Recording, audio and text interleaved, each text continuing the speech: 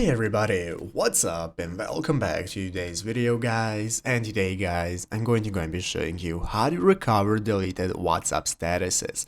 This is a very simple thing to do, so make sure to watch this quick and easy video till the very end and follow my steps correctly so you can make sure this works the same for you and you can do this yourself.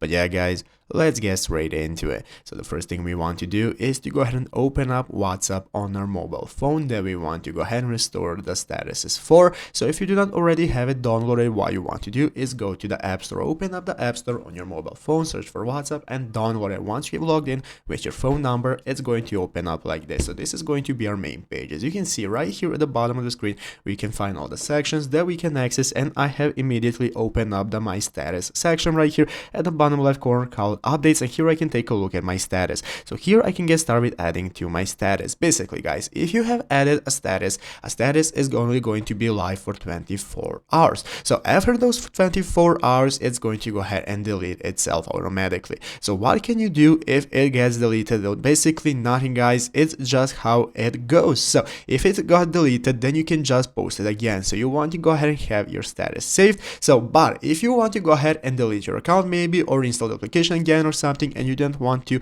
go ahead and delete your status, then what you can do is go to the settings options. In the settings options, you can get started with backing up your chats. So as you can see, you have your chat backup option in your settings. From there you can get started with backing up everything, and then you can go ahead and restore it once you download it again, install it again, or do whatever you need to not lose your statuses. And basically that's how to do it. So I hope this video was helpful. If it was, make sure to leave a like, subscribe to the channel. So again, thanks for watching, take care and bye.